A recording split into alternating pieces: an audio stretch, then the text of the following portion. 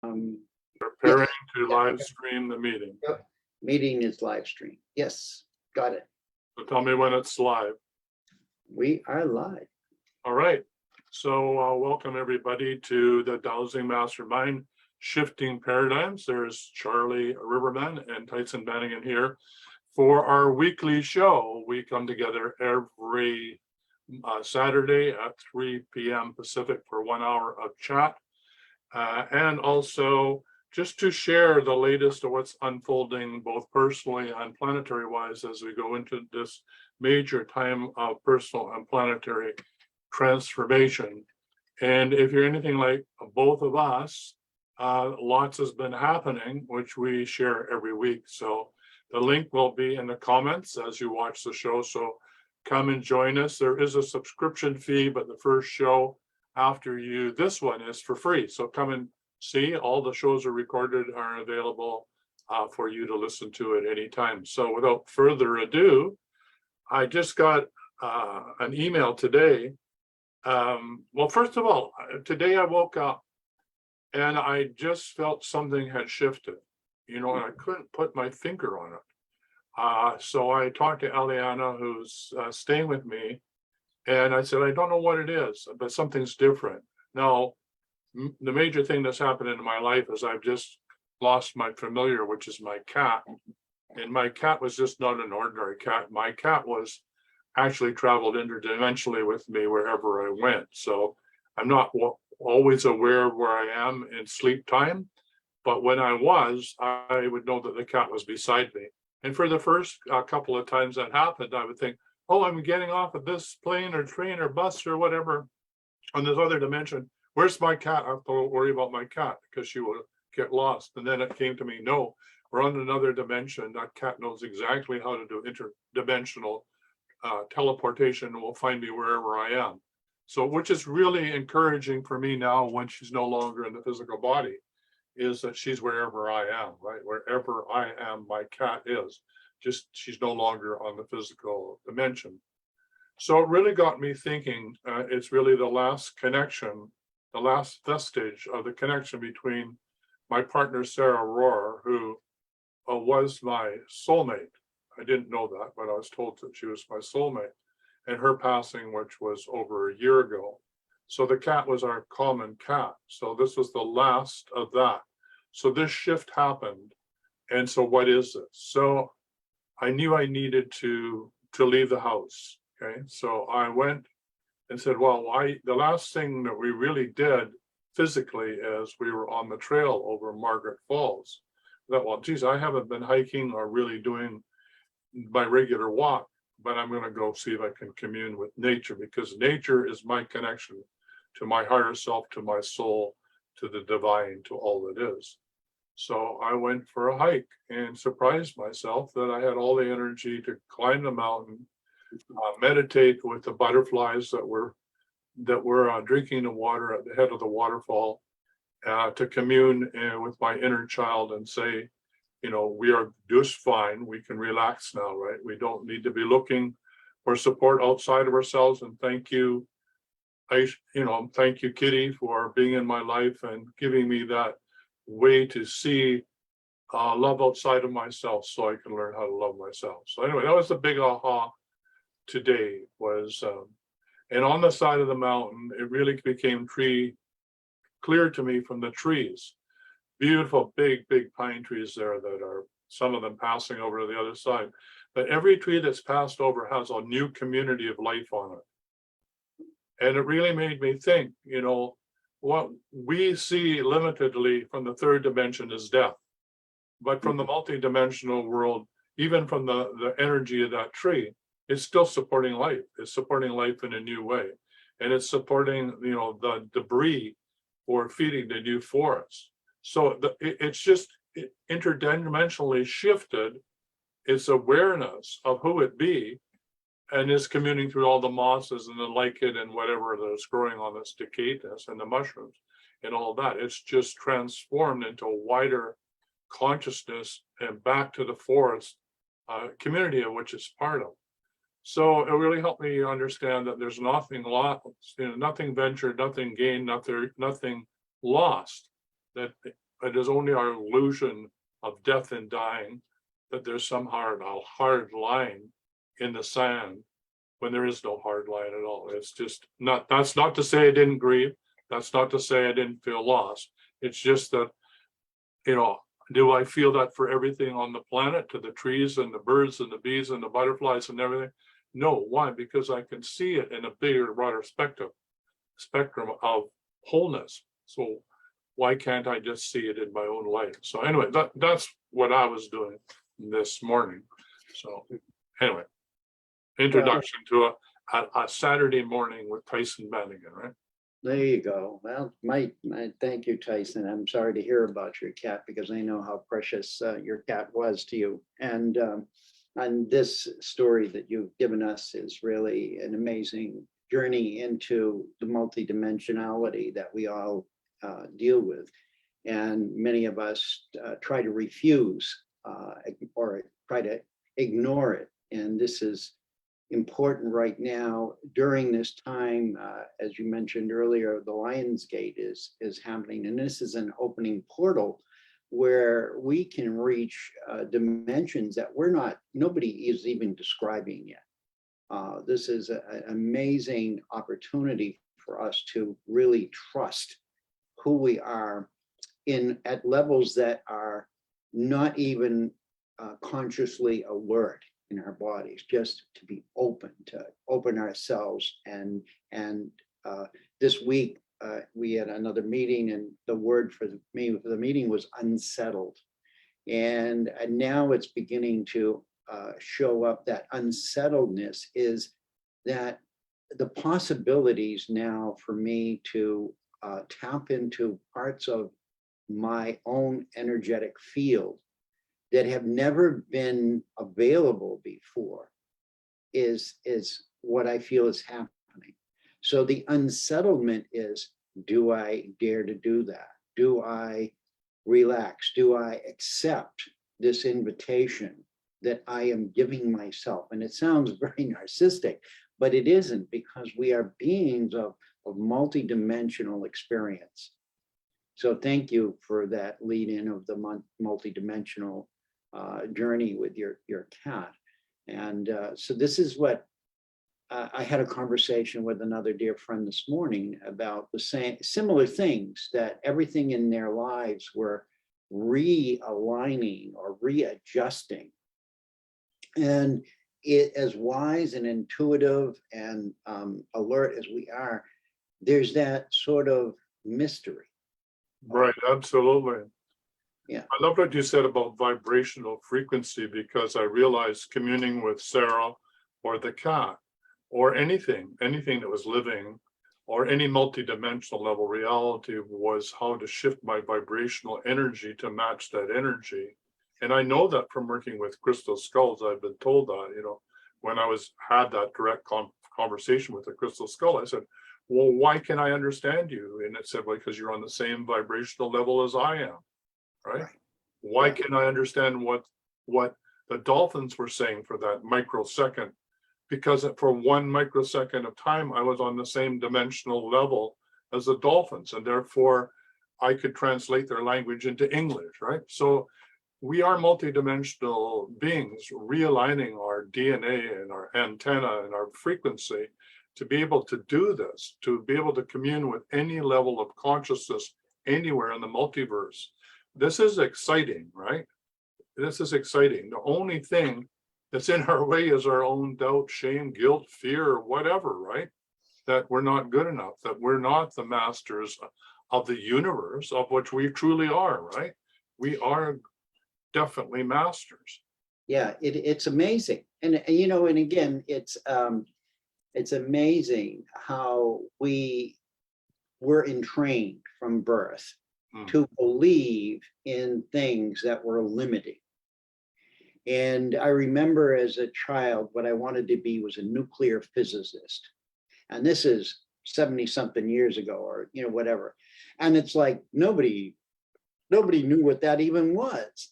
And I would play with chemistry sets and biology sets and all. I mean, this was my world of, and I'm saying, you know, I didn't think about, how do I not know what to do?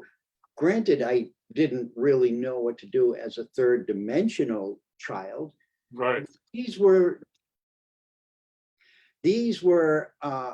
important messages from my higher self as a young child that I wasn't consciously able to put together and say, I'm here, but I'm also there. And while I'm building a little radio with transistors, or I'm creating some compound to heal something, it wasn't play, it was a memory that was coming into my mind of who and what I have been and done in other dimensions.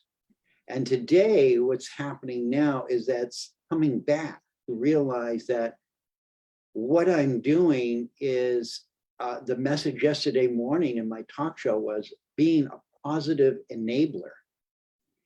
And the word enabler is what set me off.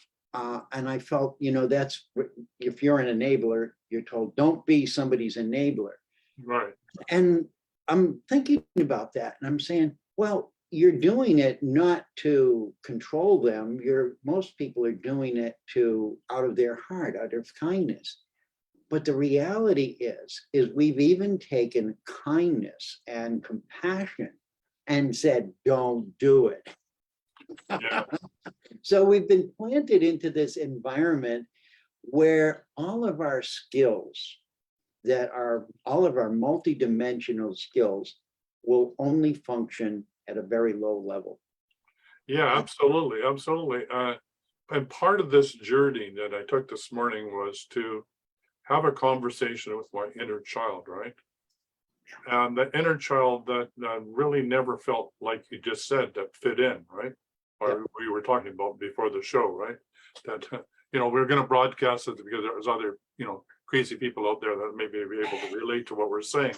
And we said, well, thank God we're crazy, or people might think we're crazy because we're certainly not normal, whatever normal is. And for many empaths, the desire to be normal, to fit in, to belong, to have a sense of being loved or respected for who they are and who they are. And the new kids coming in, we're multidimensionally aware. It's really a difficult planet, and that's why suicide rates are so high amongst certain teenagers, because this planet doesn't make any sense to them. Like they're precursors of a consciousness that hasn't fully bloomed yet, so they feel caught between what is and what will be, and can't see what will be, and don't understand that they're playing a role in that. And so I had to have a conversation with my inner child, because I was still, at 75, looking for a sense of belonging and being loved and understood outside of myself. Whether it was succeeding in my business, or my cat, or even my loved ones, that the insecurity of not being loved for who I was or understood for who I was is still a conditional response, a subliminal response that goes back to the original limbic conditioning that comes from my society. So, synchronicity has been really part of my life in the last bit. So this arrived in a posting on Facebook, and I took it with me. And I just want to read this out, because this is for all the parents out there with kids, right? And by the way, as I came down the trail, there was parents coming up with these kids, right? And they were just ecstatic. They were just like, oh, what's it like? What's that stick you go on? And da, da, da. They were just like high as a kite, right? And their parents, are trying to herd all this energy together. And mom looks up at me and says, how much further is it? And I'm saying, well, you still have to keep going, but at the top of the falls, there's a bridge there, and then it's downhill all the way from there, and take a time to drink some water there, and there's beautiful butterflies, so it's well worth it, right? And don't forget, have some fun. And she's like, this is wild-eyed, trying to keep all this energy of being a mom together to get these kids up the mountainside. So this is to all the moms and all the dads and all the kids out there. Hopefully the parents will hear this and be able to communicate with you. What kids don't tell you: number one, don't yell at me. Then I'm afraid of you, and I think that if you're yelling at me, there must be something wrong with me. 2, just listen to me. When I tell you what matters to me, look into my eyes, feel like me and my business are important to you. 3, allow me to grow at my own pace. Don't force me to do things I still have time for. Remember, I am a child and I discover the world through having fun. 4, I love it when you spend time with me. You're in a good mood. You play with me, we laugh, and we're creating beautiful memories, which I'll enjoy going back to as an adult. Number 5, don't compare me to your siblings or peers. I'm inferior, and yet I need your acceptance so badly. 6, hug me when I'm sad. Just let me cry. Don't tell me boys don't cry and then I'm a crybaby and that I should be in a good mood. My feelings are true as well as yours. 7, teach me to attend to your needs. Get some sleep, rest, pursue your interests, meet your friend.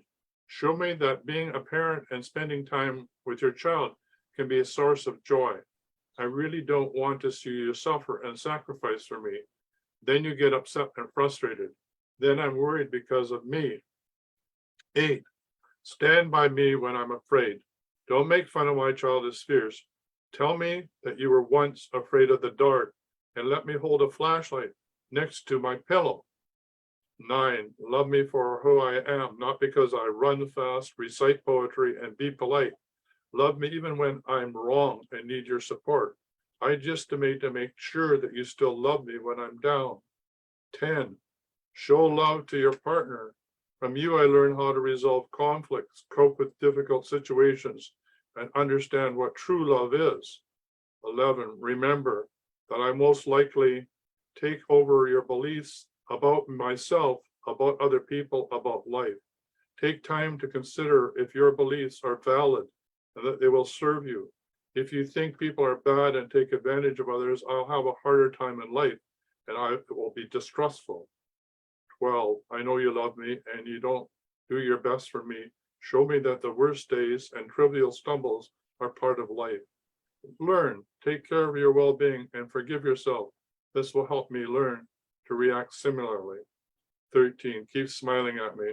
Your sincere smile is soothing to me. I feel safe and loved with love. Wow. That was the conversation I had with my little child, right? Yeah, I think we all could use that conversation with our inner child. And it's, it's so amazing that this is happening right now and appearing. I hear you talk about the synchronicity of that. And we live in a world where actually during this Lionsgate, there's talk about being a DNA shift. Yes, absolutely. And this is part of the evolutionary process that we all understand at a higher level. This is not the first time we have been through this.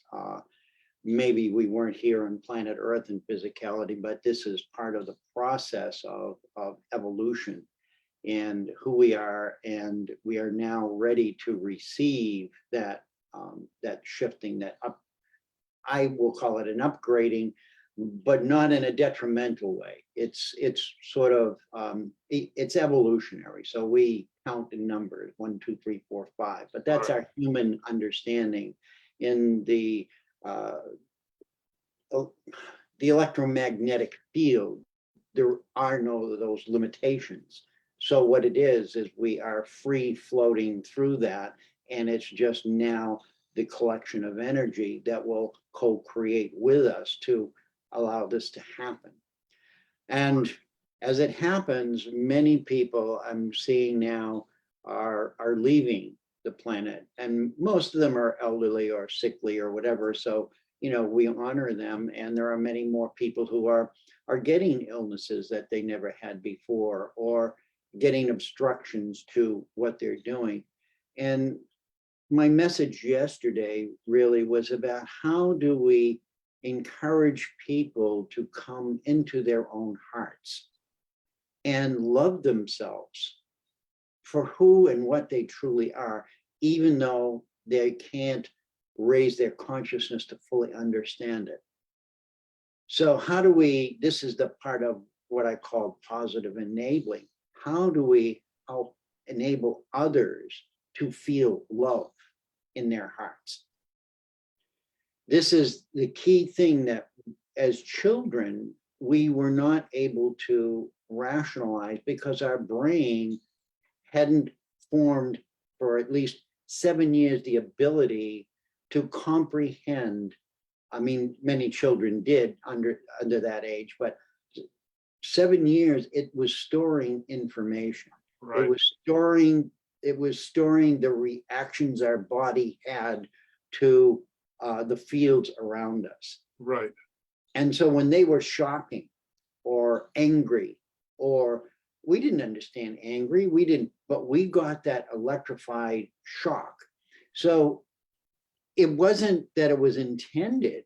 It's just that, as in that, what you just said was so, I wish I had known that when my daughter was young, and I could have avoided a lot of the things that happened as a parent who had no clue what it was to be a parent here. So again, this is where we're at now in this timeline with the Lionsgate. Is there's an opening for all of us to let go of a lot of heavy crap. Yeah, exactly. And this is what we're talking about in this show, is all that trauma on unfulfilled wishes and desires, and the desire to be loved, and wanting it to find it outside of ourselves, and not knowing that it's an inside job, and that it's not something we can mentally figure out or even ask for with our brain. That is something we have to be still with and go through and calm ourselves through breath, and go inward into the high cave in our heart. And in that tranquility and in that peace and in that silence, we remember who we are and that we're one with all that is. And that's difficult, right? Because we are addicted. Well, I'll talk for myself. I'm addicted to, well, I'm only okay if I get the reflection back from me in the mirror, right? Like I comb my hair because I want to look decent in the morning, right? But if I don't get that reflection back from somebody's eyes, or that I respect, or whatever, whether it was a loved one or it was my principal or whatever, maybe I'm not okay, because enough people were telling me that I wasn't okay, right? So you're looking for it when in actual fact it's, inside of you. And when you're okay with yourself, then that whole world outside of you has to shift, right? That craziness goes away. So this is what the Lionsgate is about, like you said. It's the cleanup time. It's the time to scrape the bottom of the barrel and get that really crusty stuff out once and for all, right? Yeah, absolutely. And so, from what I've been reading, it's about our throat chakra. It's about our heart, and this area right here. Right. And this right here, if you think about it, is the travel lanes between the heart and the brain. Right. And so if you look at a Los Angeles traffic jam, if you've ever been to Los Angeles at rush hour, it's you can't believe that there's that many people going to work at the same time, and they're all crazy. Yeah. And why would they be doing that, right? Yeah. This is what happens because of all of the energies that we've been through that have been lodged in our memory banks, et cetera, is that when we try to come into balance, there's this rush hour traffic between our heart and our brain. Many of us give up and we say, I'm not going to work today. Right. Well, work for us is really to connect the heart and the brain back to its original pathways. Yeah, absolutely. And we're talking for a balance between the right brain and the left brain, the divine marriage between the yin and the yang. We're not trying to kill the ego or shut up the rational mind, or or crucify it. We're trying to come to balance, that the rational brain has a role to play, and so does your intuition. So the other thing that's happening, which is really bringing us to a crossroads of synchronicity, is the 13 moon calendar. And I bring it up. I know time is an illusion, so I don't spend a lot of time with this, but we are in the third dimension, and time is a contributing factor of how we manage ourselves or don't. And we're just ending the year. We're about to come into the no time, right? The day out of time. And the whole calendar shifts for the 13 months on July 26th, right? Mhm. And then the new calendar begins. And we're about to move into the year of the red self-existing moon.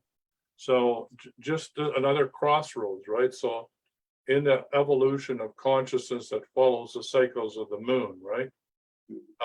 We are about to cross over another boundary between what was and what will be. So the energies of what was are passing away as we come into the energies of what will. And of course, that's what's been happening in my life. You know, I'm saying goodbye to what was in order to allow and grieving, but not getting caught in the grieving, right?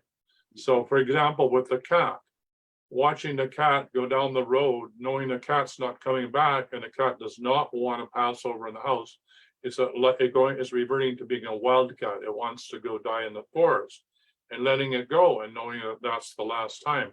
So if I focus on that, I'm in grief, right? And I'll go into tears.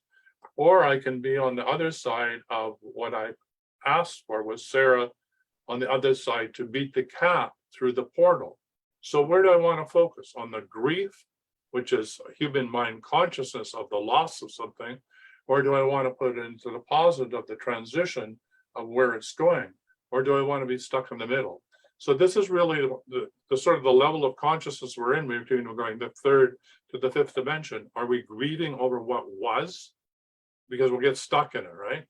Are we stuck with one foot in each world, which is difficult because what worked in the third world for a theme path no longer works in the fourth and fifth, because it's energetically different, yet we're still living in the third. We haven't made the transition. So we got a foot in both worlds, like the giant colossus, this, you know, that had one foot across the Mediterranean to Africa. You know, we're trying to hold two continents together, two streams of consciousness into oneness, right?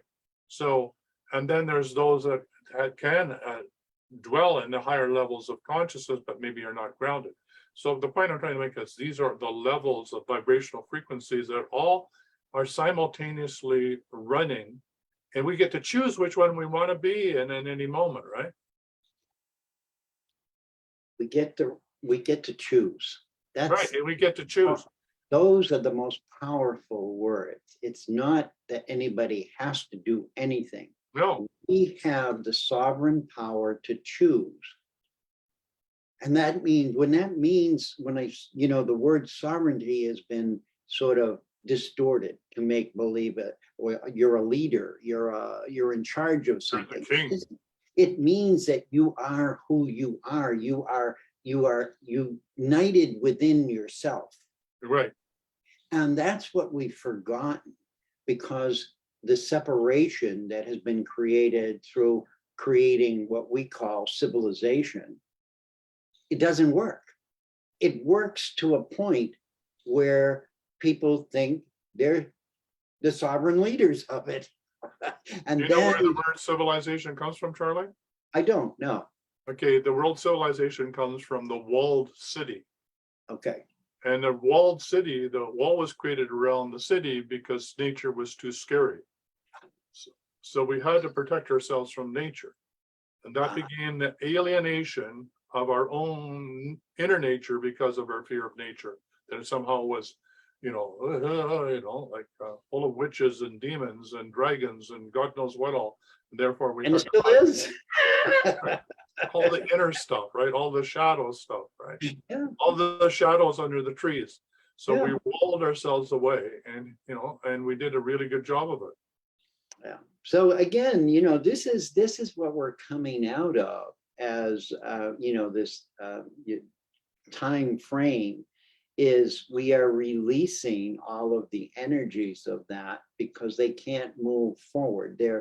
I'm keep getting guided. They're at a different sort of frequency, or they move at a different speed, and they can't be. They no longer can reach the new speed that we will be reaching as far as energy and what we're doing. And if you look at our world, just in the material world, look at the amount of energies that we're throwing around the world that are unfortunately harming Right. people because they're not being managed properly. They're being, oh, look what we can do with this energy, and look what we can do with this energy.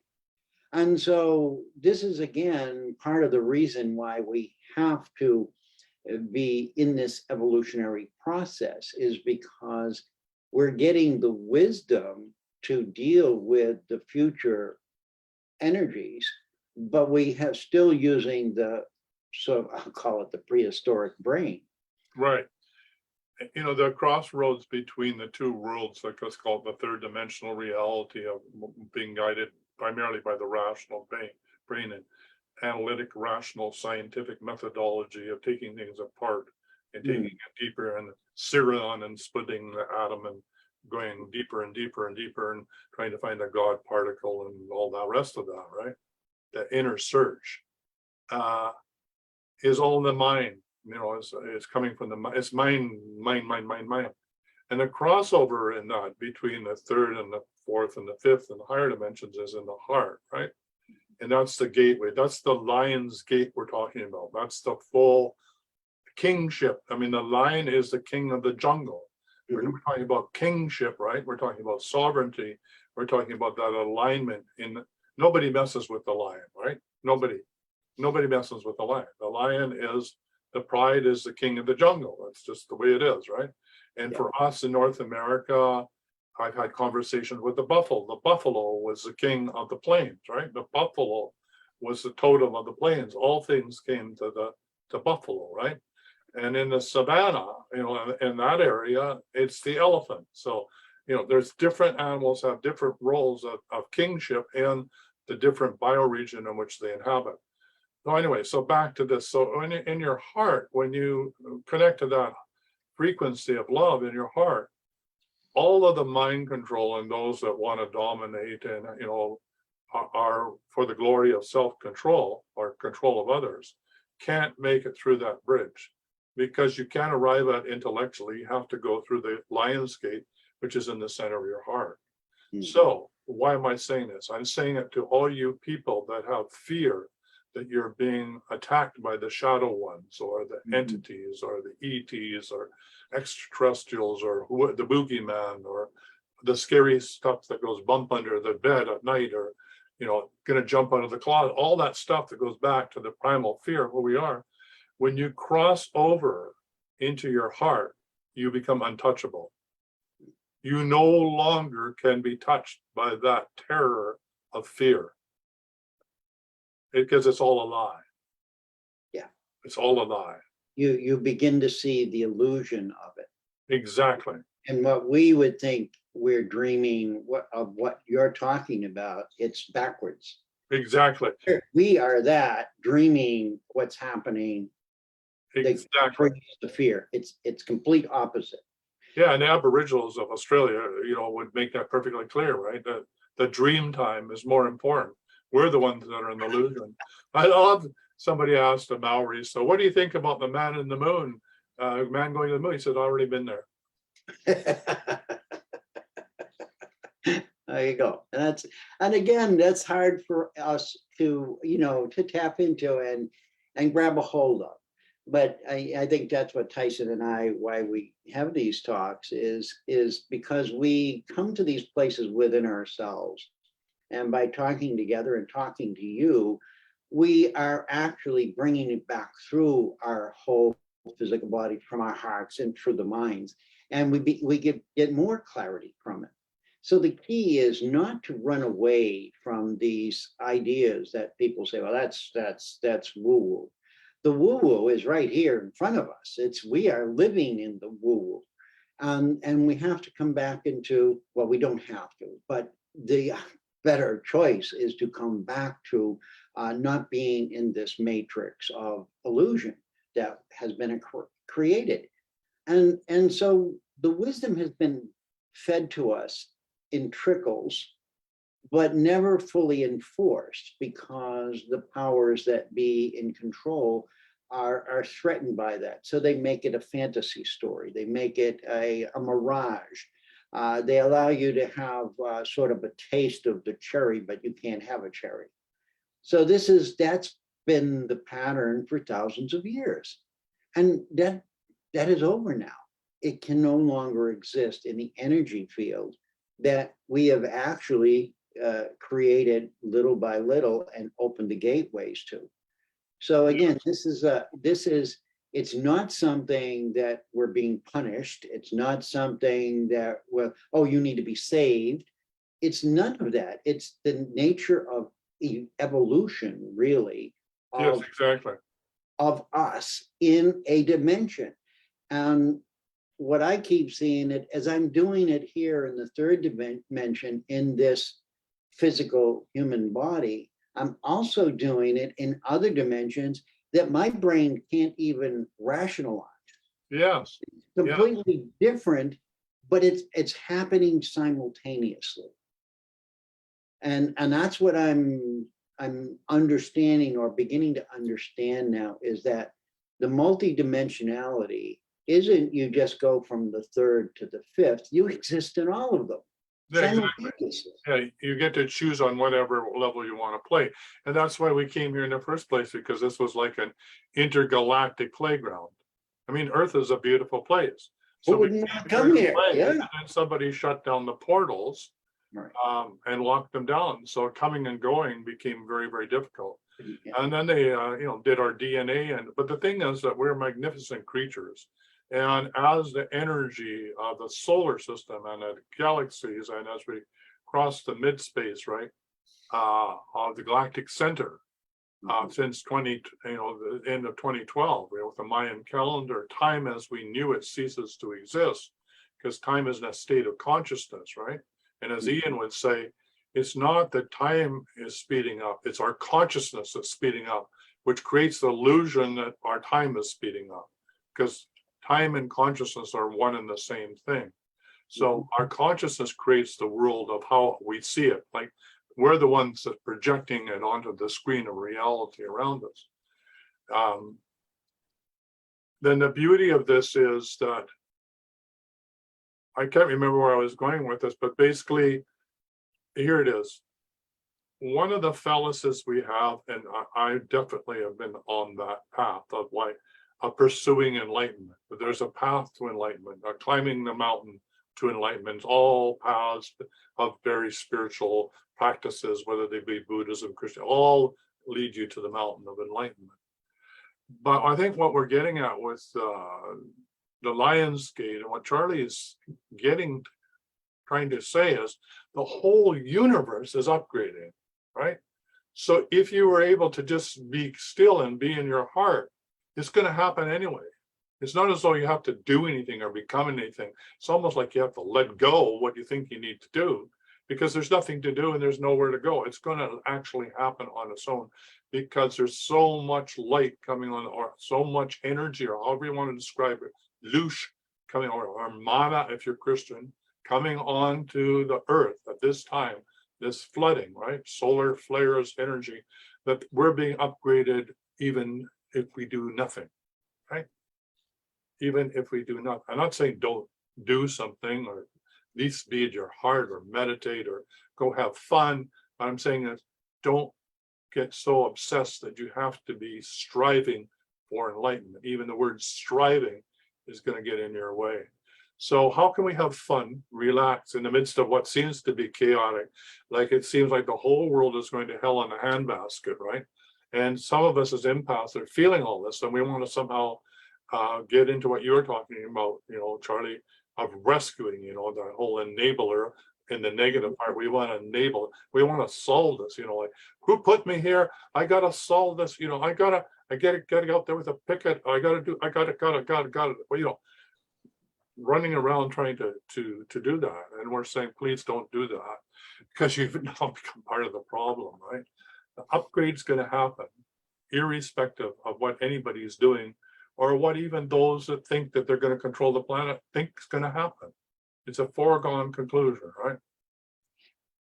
Again, this was the message that came through me yesterday, is that we don't have to do anything other than really just love each other. Just come back to love And love yourself. Ourselves, exactly. Love ourselves first, and realize that what we've been feeling, the pain, the suffering, it's not, it's been done to us, and it's been done to humanity for thousands of years. It's not our job to try to fix that. That No. it will be fixed all by itself just by our evolving and accepting that we no longer are going to follow that path. It's the path in the woods. Which way do I go? And this one is advertising, oh, you got this stuff and you can have a new car and you can have all of that and you can have a house at the beach and oh, it's wonderful, it's beautiful. It's like, who wouldn't want that? And the other ones just looked like this peaceful path, and like you went up the mountain. And what was there? There were trees, there were birds, there was life, there was joy, there was all kinds of things all together. There was All in harmony with each other. there was a wholeness. There was a communication system that There was a community. Things were dying and being rebirthed, and nobody in that community was complaining or taking it personally. and yet there were trees that were dying. There was, bushes that, got blown over by the wind, but there was no fear. There was no pain, no suffering. Right. It was accepted because the community itself held the energy and shared the energy with each other. Exactly. And so this is what we can change a lot of things that are happening, what we believe are happening to us or being thrown at us, by looking within ourselves and accepting that connection between the heart and brain, and say, this is what I need to enable, and I can only do it with positive energy from my heart, and keep sending that positive energy up to the human brain and say, I love you. Right. I know you're confused. I know you're upset, but I live here. Right. You're supposed to be my computer. You're supposed to be my newspaper. You're supposed to be the information center. But you're supposed to be following instructions from the heart, not running the show. Right. Remember, the heart, I was the one that told you to come to life. Right, exactly. I was here first. I was here first. I created you to be in service. This is it's so simple when you look at it, both physically and, energetically. And then we say, well, how did we get so far off? And the reality is, it doesn't matter. What matters is that we are aware that we are off in the dreamland. And how do we come back into reality? Yeah, there's no mistakes. I mean, and that's all learning, right? If it is, God creating experience to learn about itself, and we are the gods in that process of learning about ourselves, then there's nothing ventured, and if there's nothing ventured, there's nothing gained, and there is no loss. It's all experience, right? It's all whatever. If we want to get attached to it and put value judgments all over the place, and I can understand why, right? Who doesn't want to live in heaven on earth, right? Why wouldn't we? And I think that we can, but it all begins and ends inside of ourselves. Can we create that heaven in earth inside of ourselves? Can we come to peace with our own inner living and dying aspects that are within us, right? Can we let go of what no longer serves us in the moment and welcome what is, birthing into new, and not condemn what is leaving, and actually respect it and thank it, just like my kitty. Thank you for teaching me about love. I now surrender and let you go, right? I grieve, yes, but I can't be trapped in that. I can't hold myself there, because the new is being exposed to me at the same time. And without that crossover between the two dimensions, the new dimensional awareness of being one with you, Kat, would not exist, because we're already been there in the dream world. We already are one. We've already been traveling. So you're not in this physical realm, but you're on every other realm. So yeah, it's really waking up and realizing that it's all okay just the way it is, even though it seems crazy and getting crazy around us. It's all okay. We're on track. Just remember, we didn't, as empath, come here to fail. We came to help graduate the earth into the new dimension. And it's not something that we have to run around and try and enable. We just have to be still and go within and do the work that we're called to do.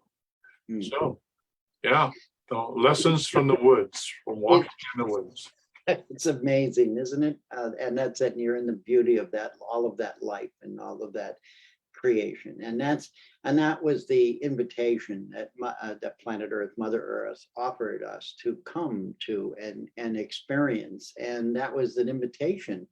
And so, you know, the reality is we are these beings, and we were these beings before we were humans, and we'll return to being those beings after we leave this planet.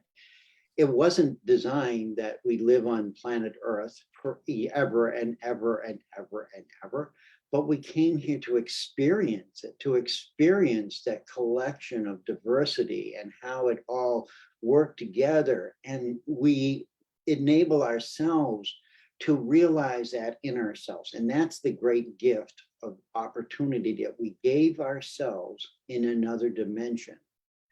And many will say, well, it's another planet, another solar system. It doesn't matter what label you put on it. Those are words. Right. Those are words. We can't put into words what is actual. So we create words, and this is what's happening. We're letting go of the sort of the words and only using them as guides to feel the energy of that word. And as a wordsmith in many ways, that's what I'm looking up, the meanings of words now that I thought meant something. And I'm looking at them saying, no, here's the truth of that word. But in 1600, it was this, in 1700, it meant that. And we've changed the meanings of those. So what have we changed? We've changed the understanding. Yeah, absolutely. And yeah, what's happening? And our whole law of how we be in this world is in our language, right? That has been distorted. That's the It's the governing line, right? factor. Yeah. And when our ancestors, we would play the drum. We didn't even have to talk. We played the drum. The way we played the drum, we knew exactly what was going to happen. Or we sent an echo across a valley, and you knew that it was time to, hey, there's a problem. We need you. Or Right. so we didn't have to verbalize a lot of things. We created language and speech in order for the brain to have a system. And so all of these things are important to say, well, that's just crazy talk. And sure, I've said it many times. And what's funny is now I'm looking at it right in the face and I'm saying, I should have believed that. I should have said yes to that 20 years ago. Right. But I wasn't able to. So this is what, I want to share with everybody is that really we have an opportunity now to tap into the truth of what and who we are and evolve peacefully in the midst of the chaos. But the chaos you see in the world right now is no different than the chaos that was here in the 15th century, the 9th century, and before there was centuries. Right. Before we even created centuries, it has been there. If you look at the temples, the ancient temples of the world, and this is really simple, and you look at the stones that they were made of, how were they made? We did it. We are the ones who built those thousands and tens of thousands years ago. And if it wasn't us personally, it was part of our ancestry, part of who we are that is multi-dimensional. And as you said earlier, Tyson, when they closed off the access to the planet, we can only move in and out at certain frequent at times. And this gateway coming up right now is a real powerful. If you want to shift your life into your higher self, be with it, open your heart to the lion's gate. I don't care what you think about it. I don't care how you envision it. Just know this is a gift to you from your higher self. Absolutely. Yes, I know that it's a royal road that will enlighten you, lighten your load. So thank you, Charlie. Another wonderful conversation. And I love how we don't plan for these. No. It's amazing. I said, that's the joy of doing these and sharing this with you is this is not a class that we're giving. It's each of us speaking from our own evolutionary process. And if if you feel alone and if you're a man, and we're men, obviously, and we've learned how to share the deeper part of ourselves, which for some men is difficult. And if you're looking for to be part of a group, there's a worldwide men's group that Charlie and I are part of that we would like to welcome you to. So what we're saying is something that you would like to hear more about and have some brothers who understand you, that you can share who you truly are with, then you can send either one of us private message us and we will connect you into that, right? Remember, community at this time, your loved one, the expansion of your heart to include others in your community, a community of like-minded people, is really, really important. That's what helps us stay sane in the midst of constant change and transformation. That yes, we're sovereign human beings, but two or more sovereign beings together, there am I, and the power of that is, well, absolutely incredible. And Charlie and I are part of the co-authors of writing a book about this, because this has been our experience for what, Charlie, last 5 years? Yeah, I think, yeah, for me, it's been about 7, but yeah, 5 to 7 years. Yeah. Learning how to do this in a group. So if you're looking for the group experience, there's also the gathering of the eagles, which provides every solstice and equinox an opportunity to come together and understand what this dimensional shift is about and how you can help other people that are in the midst of waking up, not by enabling them, but helping them remember who they are as multidimensional beings. So thank you, Charlie. Blessings to you. Hopefully everybody had some value out of this. Don't forget, you can join us every Saturday at 3 p.m. Pacific. I think that's 6 p.m. Eastern Standard. Yeah. So come and join us. And when you subscribe, you can actually join us on the show here and be live with us and ask us questions about anything. We're both master dowsers. We work geopathic energies. We do ley lines. We do all sorts of different things. So anything in the whole realm of dowsing and energy healing is fair game, right? So come and ask us tough questions. We love tough questions because it allows us to commune with our higher selves, right? And download it. So thank you. Blessings. Blessings. All right. Bye, everybody.